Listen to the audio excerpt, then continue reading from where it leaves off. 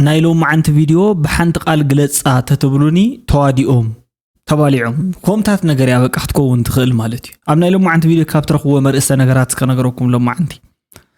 اتقداماي ستالينن هايل ددبيتن كومبليتلي قلبت يلوم مالتي حجي نابتاناتي مسمر انا ولا نعليكم اين وركن كاباي غديدو مولو نتحت خيدون بقى حجي غدفو مستير وط يلو تراي فلطن هايل ددبيت كمزارو زلو تخوينو صلاتكم بقى غدفكم ما تكديو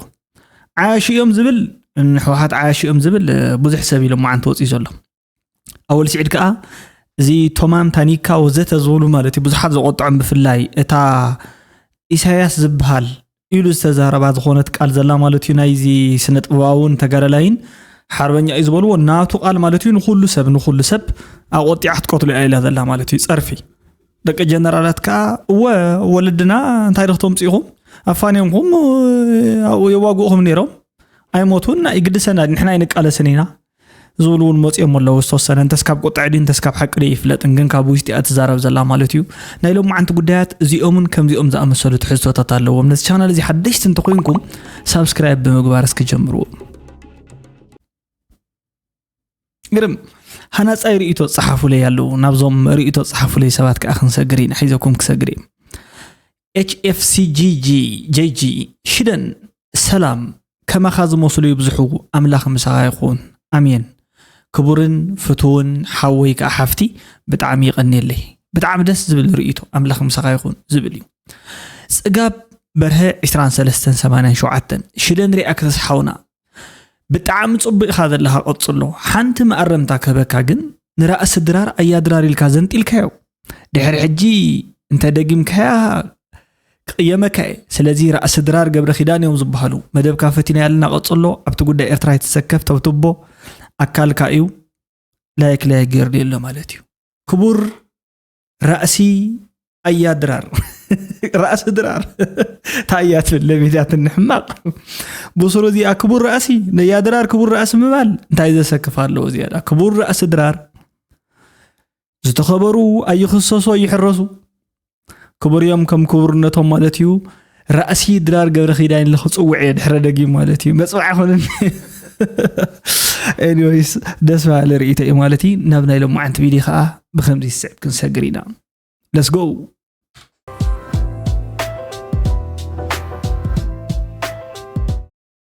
قرم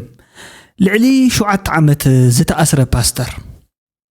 طيبل عدنا كويا إردراسي عدنا يا مالت نبرتنا يا رستنا يا نصو يسألنا لن سألنا يا زلنا حالة نجريو زي أمالتس نتوم تايخم كم زي تقولوا ديكتاتور لو زت تقللكم تزاروا زول سبات نوع ملس تخون قدام كابز سبا أيدين تديتهم هيرو كاباي كنرادة نخيلنا زبل حسابي بلينا أنا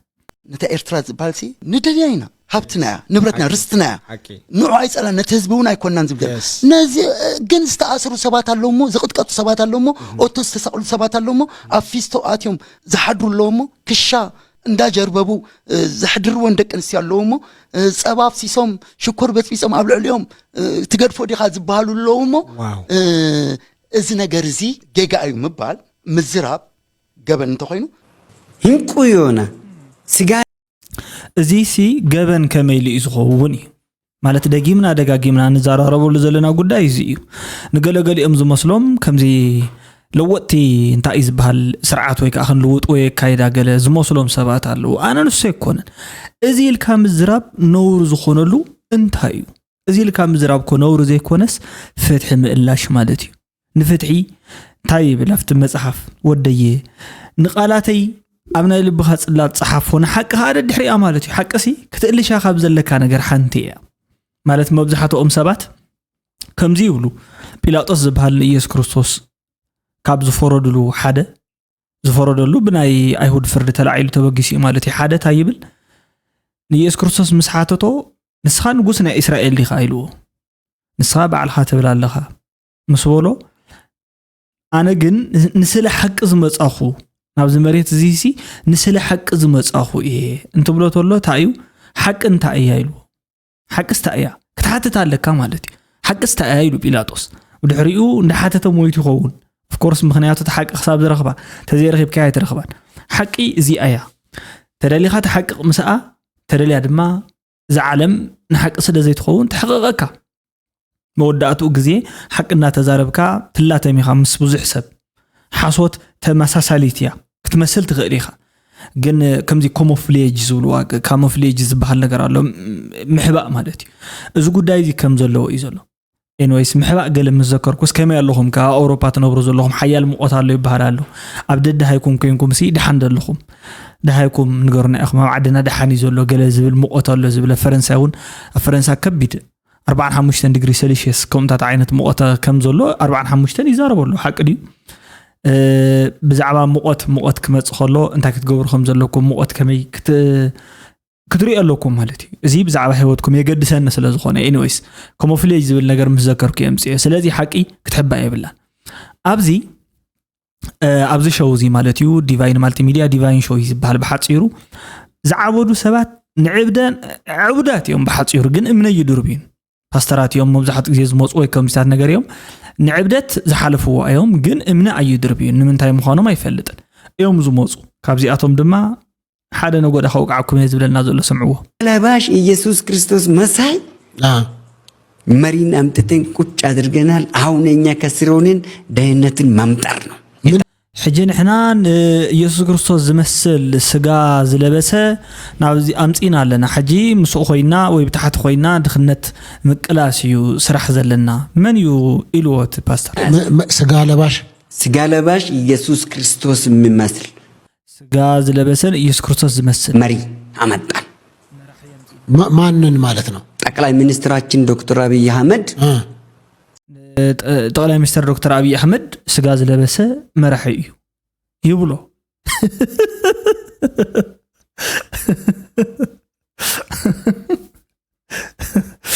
እንታይ ማዓቲ ደሓን ኣምላኽ ምዃን ምገደፎም ወሰብስክ ምኾነልና ሰብ ጥዑይ ሰብ ማለት አንዱም ሰብ ከወደና እንደግዳይ ለዘበን ማለት ሰብ ምዃን ጥዑይ ሰብ ምዃን ንባዕሉሲ ዓብይ ክብሪ ዘልዮ ነገር ምዃን ዲ ዘይፈለጥ ኮይኑ ሰብ ዝሕ ይመስለኩም ከመይ ዝኣመሰሉ ርኹሳት ሰባት ኢና ንረክብ ዘለና ንሕና ለብዘበን ብጣዕሚ ኣዚኻ ትግረም ማለት ኣነ ብጣዕሚ ዝድንቕ በዞም ከምዚኦም ዝበሉ ሰባት ንሓደ ሰብ ተኽብሮ ኢኻ ንሓደ ሰብ ኣድናቆት ክትገልጸሉ ትኽእል ኢኻ ንኢየሱስ ክርስቶስ ዝመስል ስጋ ዝለበሰ ኢና ኣምጺና ዘለና ወዘተ ወከም ይበሃል እዩ ፖፕሊስት ሓይልታት መብዛሕትኡ ግዜ ዞም ብጭብጨባ ዝመፁ ሓይልታት ከም ዝበለ ሰባት ይፈቱ እዮም ንሱ ጥራሕ ኣይኮነን ብላዕሊ ማርያም ጽዮን ብታሕቲ ደብረ ጽዮን ውን ይበሃል ነይሩ እኮ ትግራይ ከም ማለት እዩ ሕጂ ምስ ማርያምን ምስ ገለን ገለ ግደፎም እዚኦም ሰባት እዮም እዚ ኸኣ ሰብ እዩ ሰብ ምኾነላ ንሕናሲ ጥዑይ ገይሩ ትሪት ምገበረን ናይ ኣኽለና እዩ ናብ ኢየሱስ ክርስቶስ ክትወዱና ለዘበን ከወዱና እዮም በይንኻ ፈሊኻ ወቃዓነ የለኹን ጎይታ ትሰምዕ ኣለኻ ኣነ የለኹን ኣብዚ ጉዳይ ከምዚኦም ዝበሉ ሰባት ክመፁ ከለኹ የለኹን ቆራሪጥ ካቦሎም ስጋ ለብሶ ኢትዮጵያን እያደሳት እየመራት ያለ ኢየሱስ ክርስቶስ ብየዋለሁ أنا نحن تفلت إخوم قال جنرال انتهي لا قال جنرال يعتبل انتهي قطعوا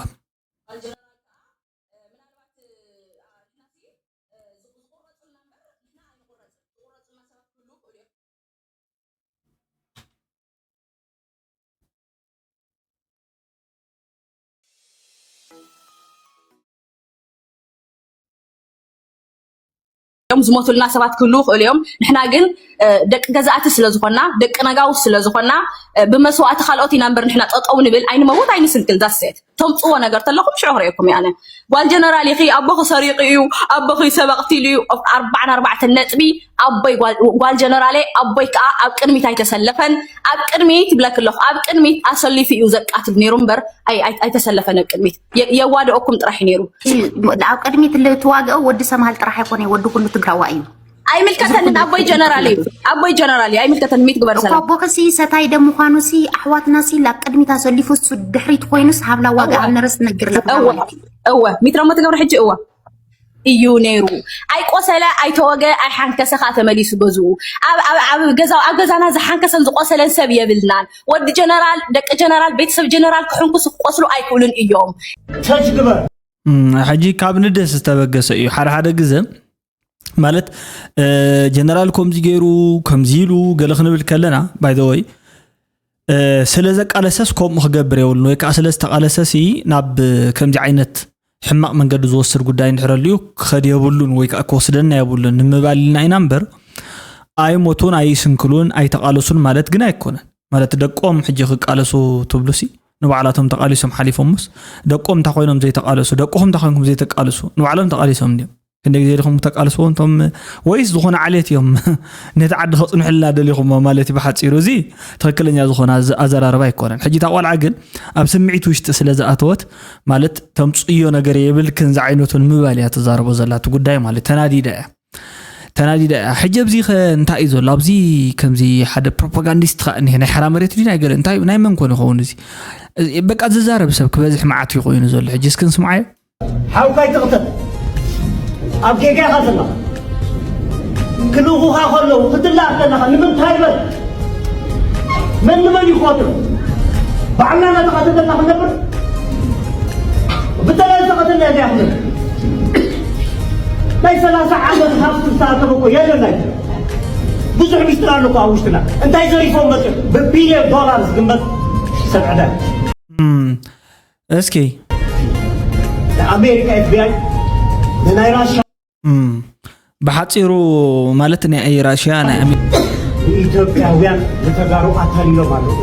አታሊሎም አለው ዝምስጢር ዜብ ይደልኝ ይገሩ بزرت مقدا راي اب ايدي بزح مسطير አለኒ ይዝብል ማለት بحصيرو سي بزح مسطير አለና اب ايدي ዝምስጢር ዚ ኸይወጾ ግን ክትነግርዎም ክትቆል ኣለኩም ይዝብል ዓብይ ምስጢር ዘለዎ ይዝመስል ዘሎ መን ምዃነ ይፈለጥ ኮን ግን ወይ ናይ ዘረባ ክእለት ሊ ዘለዎ ወይ ምስጢር ሊ ዘለዎ ናይ ብሓቂ ኣይፍልጥን ገለገሊ ይሰብ ከዓ ዋላ ዝኾነት ምስጢር ትበሃል ነገር ዝየብሉና ሃለወ ከም ዓብይ ምስጢር ዘለዎ መሲሉ ክዛረብ ድሌት ዘለዎ ሰብ ኣሎ ወይ ከዓ ሓደ ነገር ሲ ምስጢራይዝ ናይ ምግባር ወይ ከዓ ናይ ምስጣር ሚስትሪ ናይ ምግባር ባህሪያት ስለ ዘለዎ ማለት ከም ዓይነት ዘለዎም ሰባት ከዓ ኣለዉ እዮም ብዝኾነ እቲ ስሕተት ካብ ይዝብገስ ቀፂልና ኣይትጋደሉ እኮ ኢና ንብል ዘለና ይዝብል አልኹ ገዚ ዘሎ ብለካ ኣለኹ መጋደል ተጋደል ማግደፎ ታይ ዘጋድለካ ምን ጻር መን ይኻ ትጋደል ንሕና እኮ ተጋዲልና ብለካ ኣለኹ ንኣኹም ዝምርናኩም እኮ ትሽግር እኮ ትምግድ ትቃልኒ እዮም ሳኻውን ትምግዳል መን ትፍ ወሎ ተጋዲልና እንታይ አምጪናልካ ጥፋት ብቀላ ብርሰት እዚ ስርዓት ደትሕዝዎ እንድሕር ኮይኖም ጽቡቕ እዩ ተዘይ ኮይኖም ግን ክንጣማጠሚና ማለት እዩ ክንጣማጠሚና እዞም ኣብ ደገደሎ ሚድያታት ናይ ትግራይ ነግረኩም ኣለኹ ኣብዛ 10 ገለ ዓመት ዚ 4 ግዜ መርገጽዮም መትከሎም ዝቀያየሩ ሰባት እዮም 4 ግዜ በዓል ኣሉላ በልዎም በዓል ስታሊን በልዎም ቀንድ ጠንቅን ህዝቢ ትግራይ ኮይኖም መንግስቲ ኤርትራ እንታይ ይገብር ወታደራዊ መራሕትና ኤርትራ እንታይ ይገብሩ ኖዋን ሚስጥር ድፈልጥ የለና ሽምኳይ ስታሊን የድብለኩ ካለ እዚ ኤርትራ ንትግራይ ዝክትህብያዶ ኤርትራ ድሮን ክትህብያዶ ኤርትራ ጥይት ክትህብያዶ ኤርትራ እዚ ሓሶት ካበይ ከም ተምጽዋ ይፈልጥኒ ኣነ ታ ኮንሰፕት ሓንቲያ ታድሌት ሓንቲያ ህዝቢ ትግራይ ህዝቢ ኤርትራ ካብቲ ዝጸንሖ ጌጋ መገዲ ናይ ጽልእ ክወፅእ ጽምዶ ስርሑ ሰሪሑ ተዓዊት እዩ ኣየና እዩ ማለት ተጻሊኡ ነይሩ من يو حجي نسخان ستالين كوان بعالخاتكم اي تطو يبلكم انت تصدي مالتيك ندقصلكم لكم زلخم نسخان ستالين ابنت غنا يخم زلخم غنا ابزي نعوع يخم زلخم كالوتومونكم بتماثالي نسخاتكم يخم ابكم عينت حاشو يزلخم مالت مدبكم زطفاكم كم طافيا ناي سغا ناي كفتي ابي كتمدو مخانكم زيت فولطو زلخم بر نحنان از حزبن أتصبقوا يزفلت مالتي قدم حجون أتصبقوا يزفلت حزبيو دحر حجون أتصبقوا يزفلت حوات مخنا أنا نابنتي فلتي ولا حنت أجمع باللي ولا حنت أجمع باللي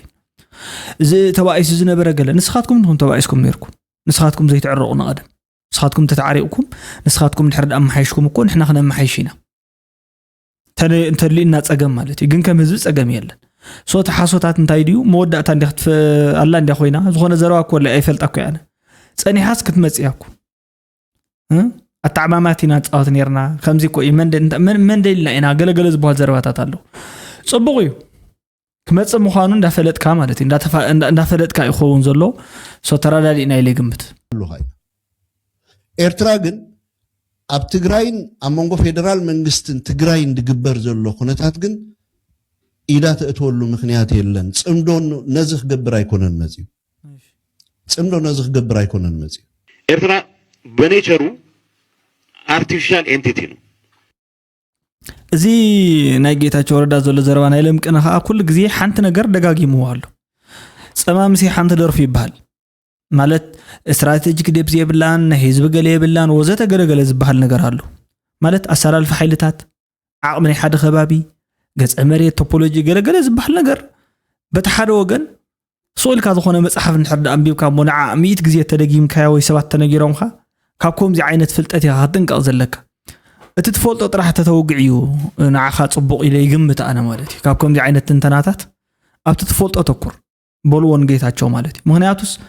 ዘይኮነ ነገር ይሓዋውሳሉ ይባላሽዋሉ ዝነበረካ ክብሪ ብኡ መጠን ሓደ ሰብ ዘይፈልጦ ነገር ክትንትን ምስ ጀመረ እዩ ዘሎ ኣፍያን ትኽፈትስ ልቢ ዕቀን ዝባሃል መልሓስያን ትኽፈትስ ልቢ ዕቀን ዝባሃል ኣሎ ምሽ ሽዑ ተጸገም ዝመጸካ ዘሎ ኢለ ይግምት ኣነ ማለት እዩ ሶ እቲ ፕሮብሌም ኣብ ዘይትፈልጦ ነገር ምትንታን ተጠብሎ ስትራቴጂክ ዴፕስ ሓንቲ ጉዳይ ሓደ ኣብ ሰለስተ ሰሙናት ኣብ ሚድያታት በተደጋጋሚ ተዛሪብካሉ ጸገም ኣሎ ማለት እዩ what is strategic tips ማለት ከምዚ ተገርካ ገለገለ እንዳበልካ ገለ ንሳቶም ኢንሰርኩሌሽን ጋር ክጻወት ይኾኑ ኣይትፈልጥን ማለት እዩ ሶ ኣየኒ ዓይነት ትልምዩ ገለገለ እዚ ኩሎም ሎም ተምጽዎም ዘለኹም ሓሳባት ጌታቸው ወሎ ረጽን ወሎ ፍላይ ጌታቸው ሕጂ ሎም ተምጽ ዘላ ሓሳብ ግን ኣዝዩ ብጣዕሚ ወርስ ዝባሃል ከዚ ብጣዕሚ ዘጽልእ ጉዳይ ንኣብነት ንሕና ከመይ ገርና ካብ ድኽነት ክንወጽእ ከም ንኽእል ተተዛረበና በተናይ ኢኮኖሚክስ ፍልጠት ገለገለ ተትነግሩና ንሕና ኣብኡ ምሓሸና ብዙሕ ኢና ንጽበ ካብኻትኩም ካብ ሕጂ ካብዞም ምሁራት ዝባሃሉ ሲ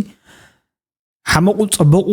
ምስ ክፍኣቶም ምስተንኮሎም ዋላ ዝኾነ ነገሮም መጽሓፍ ጽሒፎም ገለሞ እንተኖም ብኡ ዋላ እንተኖም ዝኖም ሓደ ግዜ ንኣብነት ካብ ኩሉ ግዜ ካብ ዝሕስበኒ ማለት እዩ ቀዳማይ ሚኒስተር ነበር መለስ ዜናዊ 5 ዓመት ወይ 10 ዓመት ጸኒሑ ብህይወት ካብ ስልጣን ዋላ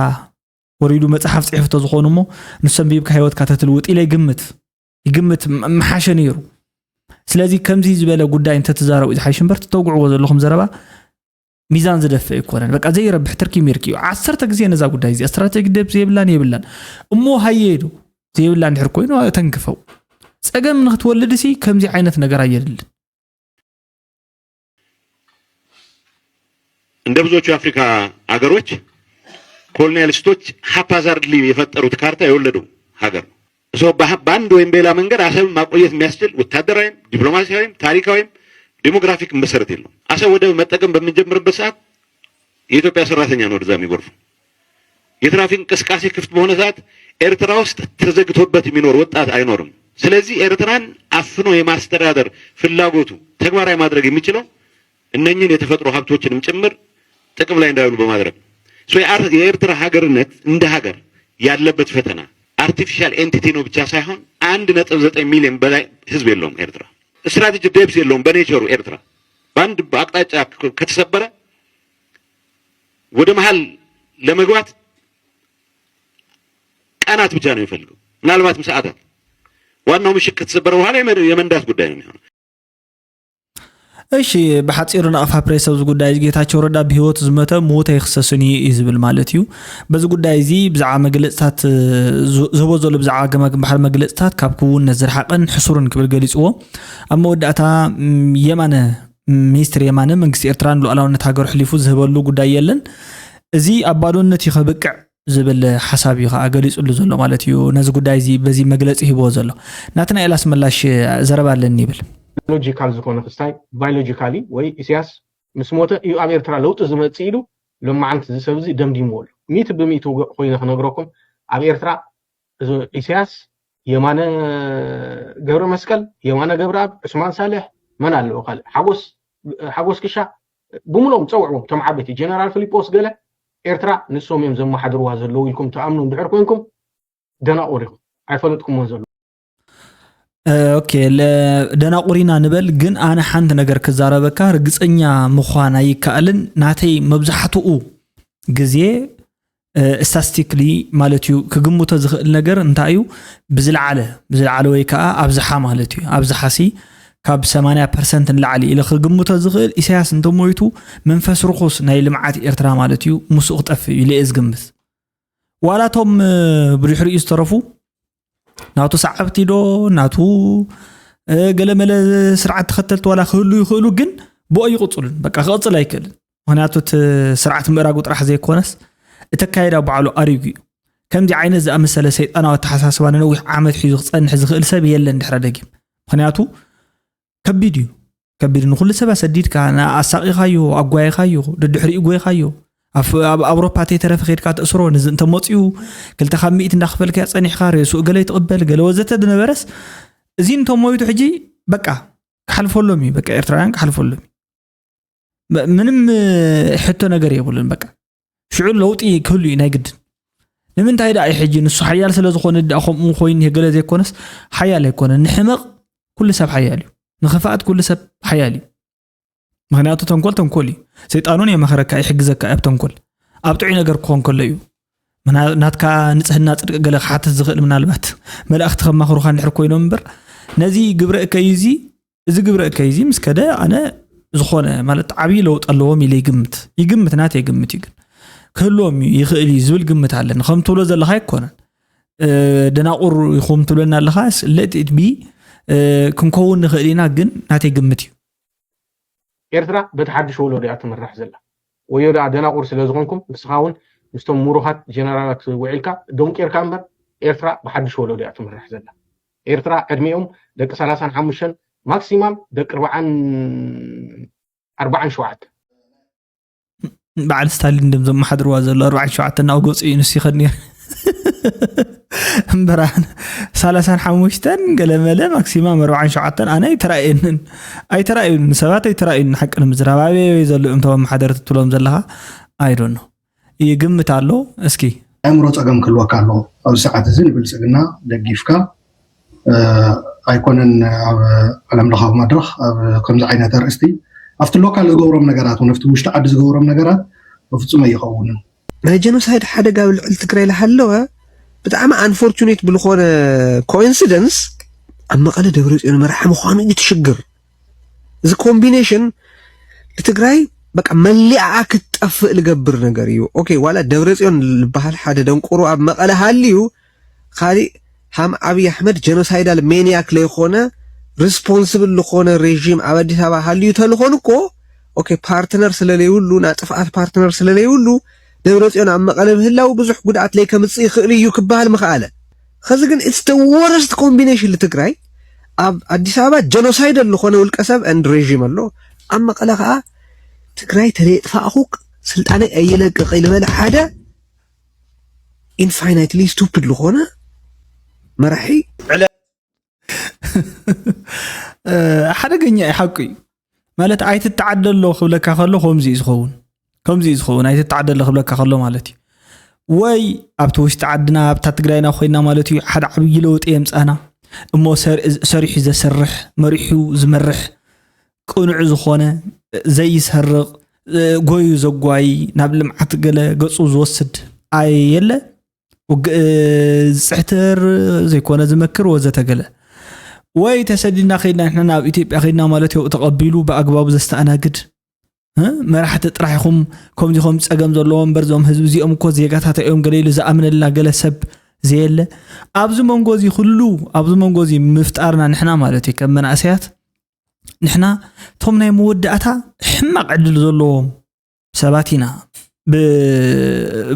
بمريحنة انترينا مالتي بمريحنة بقى بسرية فلتنا عن حج هو جاف أركيبنا الله نيرنا زخونة جاف نيرنا دايم يستر من الاسم مالتي شعة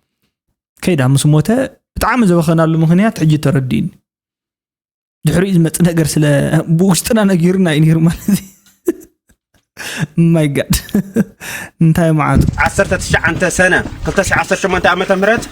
أو كدس بيت كريستيان صراحة أريام دا جبريل بيت كريستيان ناتجبر ذا حدر لومليتي بتعمي أسكح كحي ما مسدمم زخونة تجبر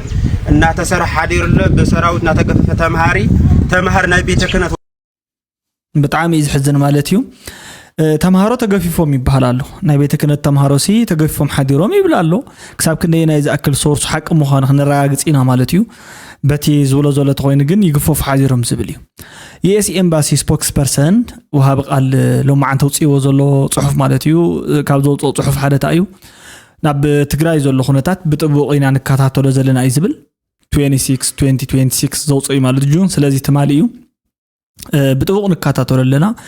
ሓገዝ ንኸይነብጽሕ እዩ ዝብል መወዳእቱ ተስምምዓት ንኸይግበር ወይ ከዓ ንኸይትግበር እቲ ዝነበረ ፖለቲካል ዲያሎግ ናብ ሙሉእ ተፈጻምነት ወይ ከዓ ኣፈጻጽማ ከይኣቱ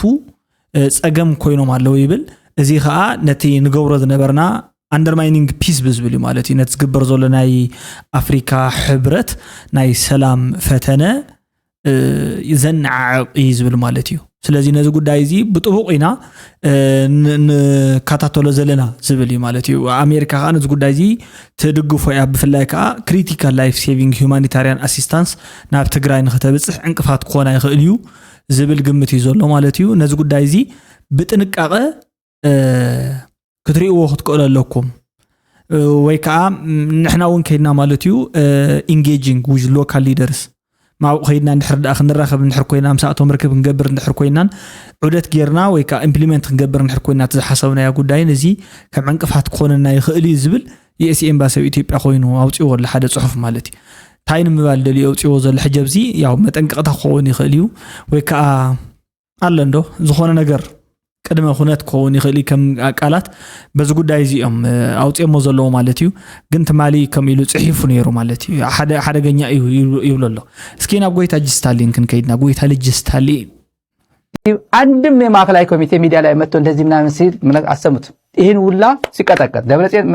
አንዱ መጥቶ ሲቀጠቅጥ ጻድቃን መጥቶ ቢቀጠቅጥ ማን በትግርኛም ቢመጣ በአማርኛ መጥቶ ስለ ቲፒኤልኤፍ ይያሉ ቢውሉ ቢሮ ዘግቶ ይያሉ በቃ ሚዲያ መውጣት እንደ ባለጌ ይመስላቸዋል ያስመስሏል ሚዲያ መውጣት እንደ ክብሩ አሳልፎ እንደሰጠ ሰው ይመስላቸዋል ሙትቻዎች ናቸው የነገርኳቸው እኮ ዲሽ ጊዜ እኮ ምነግራቸው እኮ ሚዲያ መውጣት የሚዲያ አልገባቸውም ድሮ ቤተክርስቲያን በር ላይ መጥቶ ከቅዳሴ በኋላ ኖ ሰብሰብ ብሎ መመሪያ ሰጥቶ እንደሚሄድ አንድ ካድሬ ይመስላቸዋል ይሄ ዘመን የዲጂታል ዘመን ነው የዲጂታል ዘመን ነው ሺ ጊዜ ነው የምንነግራቸው አይሰሙም ዘይተወለዱ ዌልካም ይሉክ ቀዳማይ ጀሚረ ማለት እዩ ሕጂ ናብ ክሪቲካል ታይዝ ባህል ማለት እዩ ግምገማን ወቀሳን ኣትየሎ ማለት እዩ ጽቡቅ ከምዚ ዓይነት ልክዕልክዑ ገለ ዝዛረብ ትክክለኛ ዝኾነ ነገር ምምጽኡ ኣነ ሓቂ ምንባረይን ኣብ ኦፍቲ ሓቂ ከይገዓዝኩ ከይሞትኩ ኣብ ምጽንሕ እያ ትነግር ታ ጉዳይ እዚኣ ማለት የቕለለ ቢላ እዚኣ ተረዳእኩም ኢለ ይግምት ጎይታ እጅ ሃይለ ሓሳብ ኣለኩም ዶ እንዳለው ቅድም 5 ዓመት ቅድም ሙላዶም መሬት ተዋሃቦም ተይተረፈ ሰነድ እንሄንቱም ሰብ ይተባረክ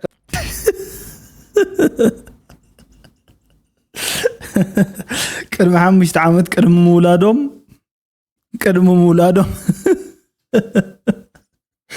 መሬት ከምስተዋሃቦም ዝዛረብ ሰነድ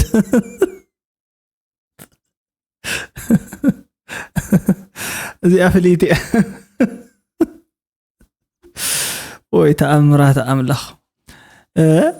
ተወሊድና ዘይ ተዋሃብና ተወሊድና በዚ መንበር ገዛዚ ብላ ብክራይ ፍቆዶ ክራይ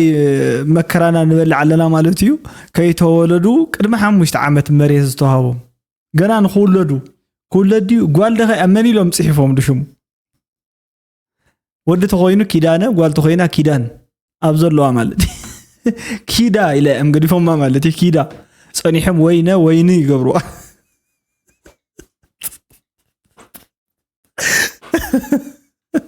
አታወዲ ንዓባ ግደፍ ሃይለ ግደፍ صحفه فتل ورقن ኢያሱን ከም ምዃኖም ዚያዝ ሕንፍሽዋ ዘለዎ ቤት ጽሕፈት ሕወሓት በዓል صحفه ሃይለ ይኮን دحر حزت خندافرين خفاكم يفرار حكم يكون كنزلو هايله بهوتي يا حوحات كي تودق بمقلاسي بهوتي يتفريده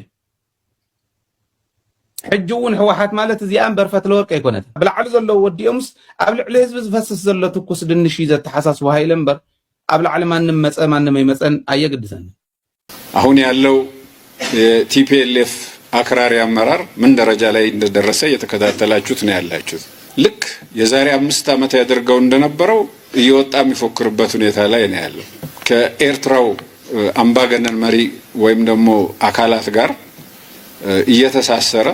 ከውስጥ ካሉት ጸረ ሰላም ኃይሎች በምንም በዓላማ ከማይገናኙ ጸረ ሰላም ኃይሎች ጋር እየተሳሰረ ችግር ለመፍጠር በዝግጅት ላይ ነው የሚገኘው። ስርዓት ብልጽግና ዝሰዓቶ ትከታተሉ ኣለኹም ኢኹም ማለት ትሪእዎ ኣለኹም ኢኹም ሕጂ እውን ምስ ካልኦት ሓይልታት ኮይኑ ውሓት ማለት እዩ ምንም ዓይነት ጥቕሚ ምስ ዘየብሎም ወይ ከዓ ረብሓ ምስ ዘየብሎም ዘይግብኦም ምስ ዝኾኑ ሰባት እንዳኾነ ይሰርሑ ዘሎ ዝብል ኣብ ናሽናል ሴኩሪቲ ወይ ከዓ ብሄራዊ ድሕንነት ዝበሃል ማለት እዩ ኣብኡ እዩ ተዘረባ ተዛሪቦ ዘሎ ዝሓላፊ ናይ ምክልኻል ማለት እዩ ወይ ኣባል እዩ بحصيرو اب تارجت وشت اتيوم مخم زلو از حبركا ወይ ከዓ ኣብ ተጠንቀቁ ሆኖ ዝዓይነት እዩ ነተዘረባ ዝጉዳይ ዜናዚ ክሳብ ክንደና ዝኣክል ሓቂዩ ወይ ከዓ ሓሶቱ ኣይተፈለጠን ግን ዘንትሪኦ ዘለኹም ማሽነሪ ዚኣተን ብባጽዕ ቢለን ዝኣተዋኤን ይበሃል ኣለዋ እስኪ ንራየን ሓቂ ድሕር ኮይኑ ብጣዕሚ እዚ ወርቂ ዝኾነ እዩ ወርቂ ዝኾነ ነገር ሓደ ነገር እንተዳሃልዩ ንክልል ትግራይ 360 ምዕታውን ምኽባብን ከምዘይ ካልዩ ተፈጢሩ ዝርከብ ዘሎ ጾምዶን ርክባት እንታይ ይሰርሑ እዘን ኣቴን ዝርከባ ዘለዋ ከምዚ ዓይነት ማሽነርታት ናይ ክልል ትግራይ ቦደባት ኤርትራ ዝኣተወን ንክልል ትግራይ ማሽነርታት ጥራይ ዘይኮነ ነቲ ህዝብን ነታ ክልልን ዘገድሱ ኣድላይ ዝበሃል ዝተፍላለየ መሳለጥን ነገራትን እውን ቦደባት ኤርትራ እናተወ ዝርከብ ዘሎ ኣብ ኤርትራ ጽቡቕ ስለዚ እዚ ጉዳይ እዚ ወርቂ ከም ዝበለ ነገር ሓቂ ግበርዎ ዶም ኣምላኽ ቶም ስላሴ ኢሎም መደቀ መቐለ ዕርኽተይ ማለት እዩ ሓቂ ግበርዎ ዶም ስላሴ እዮም ዝብሉ ሕጂ ሓቂ ግበርዎ ኣምላኽ እምበር እዚ ጉዳይ እዚ ዳሞ ይጽላእ ዲኽ ስራ ይጽላእ ንኮብ ተፈጥሮ ማለት እዩ ከምዚ አንተልያ ከምዚ አንተ ኮይና ጽምና ክንስዕባይና ከምዚ ኣተ ኮይና ናይ በሓቂ ማለት እዩ እዚኣ ክትመጽእ ትከዳሎ ግን እሲ ናይ በሓቂ ክንርአልና በቀዳማይ ነዳድ ገለ ተዋሂድ ነር ግን ነዳድ የለን ከዓ ሕጂ ይባላሉ አሎህ ባህላሉ በሮም አምባሳደራትን ዲፕሎማሲኛታትን በመክንያት ዕረፍተ ሓርበኛ ወይዘሮ አዳነሽ በርሀ ንኽቡር ፕሬዝደንት ኢሳያስ አፈወርቅን መላእ ስድራ ቤትን ናይ ጽንዓት ይሃብኩም መግለጺታቶም አቅሪቦም እቶም አባላት ማሕበረሰብ ዲፕሎማሲ ነዝገለጹ ሎሚ ኣብ ሰዓታት ቅድሚ ቀትሪ ናብ ቦታ ሓዘን መንበሪ ስድራ ቤት ኣብ ዝበጽሑሉ እዮም ስለዚ ኣብ ናይ ጽንዓት ይሃብኩም ናይ ቀብሪ ስነ ስርዓት ማለት እዩ በጽሖም ብጽሑ ገይሮም ሰበስልጣናት እስከ ሓደ በልኒ ኣብ ዝሓዘን ናይ አዳነሽ ዲ ስመን ሓቂን ንኢሳያስ አፈወርቅ ኣድዮም አዳነሽ ዲ ስመን ትሽመን ኣብ ቀረባ ግዜ ስለ ዝያዳ ማለትሲ መድህን በራድ ገለ ዝፍለጥ ዝያዳ ነይሩ ኢሳያስ አዳነሽ ዝብል ግን እጂ ኣብ ቀረባ ግዜ አዳነሽ ዲ ዋላ ዕቡነሽ እዩ መን ይሞ ንኢሳያስ አፈወርቂ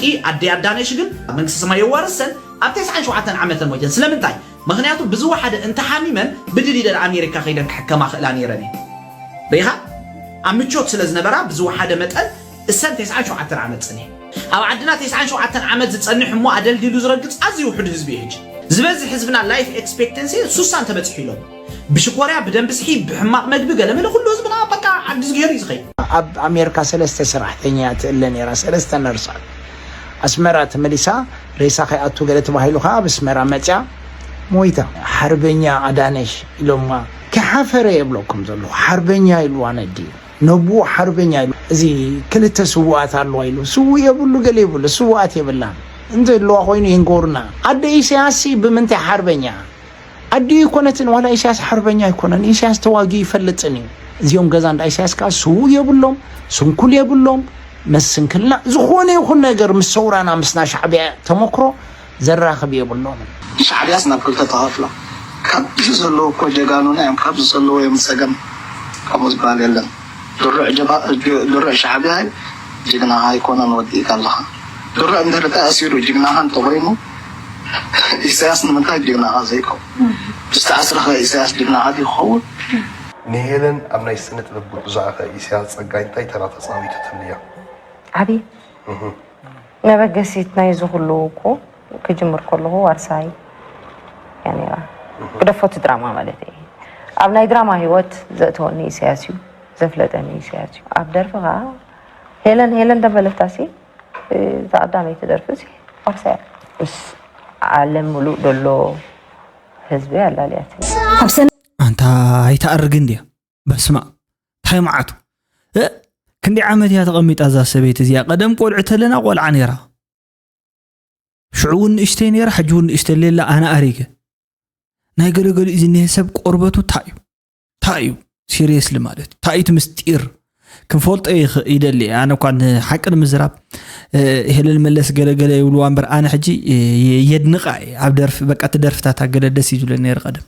ዝኾነት ኣይትመንዎ ገለት ብልደርፈላታናታ طعم يا دستلن قاس غعزينا كم زدبله فوسات الرئي فلمي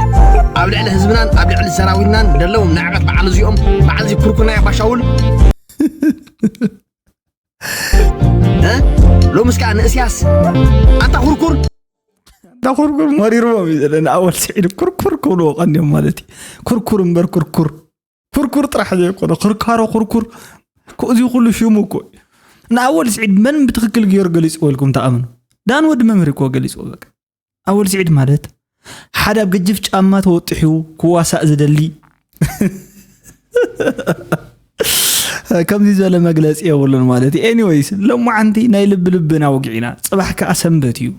ሰንበት ጥራሕ ይኮነን በዓለ ማርያም እዩ ማርያም ሰነ ማለት እዩ